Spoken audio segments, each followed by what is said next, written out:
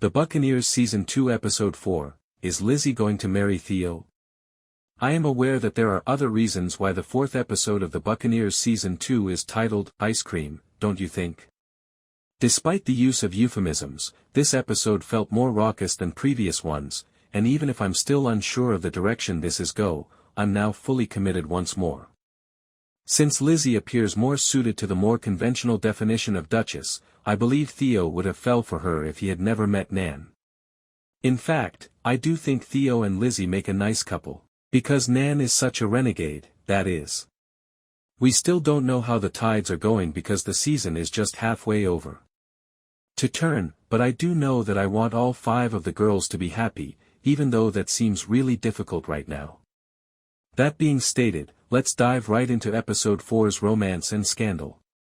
What takes place during the fundraiser?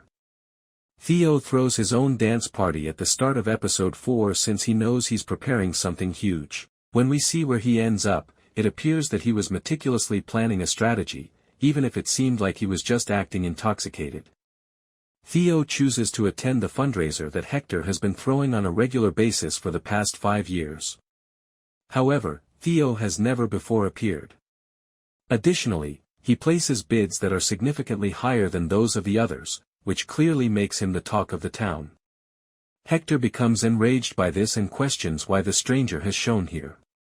When they speak, Theo responds that Nan has fled, and Hector asks where she is. It's clear that the Duke has a thing for Lizzy, and it appears that Hector is taking notice.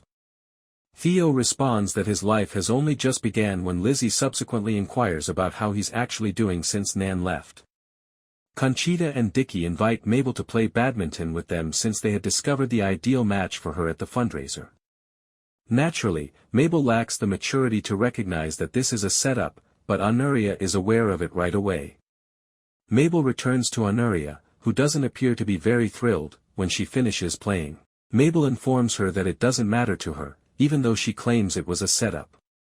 She speaks with Conchita later, however, and she learns that her mother paid her to find a marriage. Being Conchita's oldest friend, Mabel is shocked.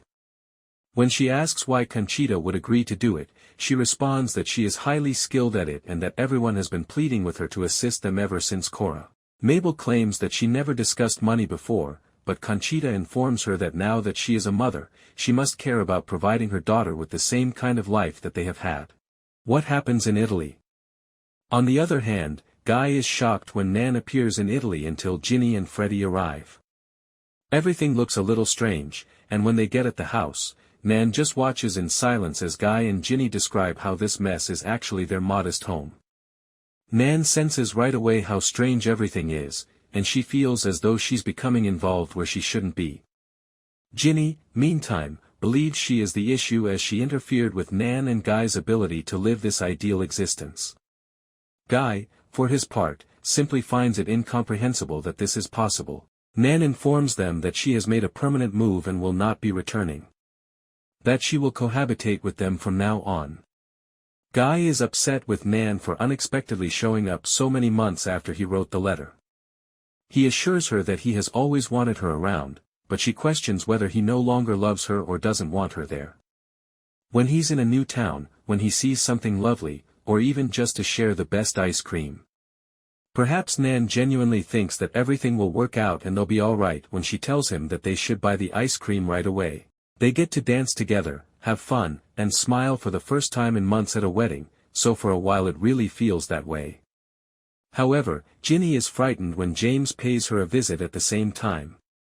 He is excited to meet their son and assures her that she will return to him since she is intelligent enough to realize that she is denying the child the life he deserves.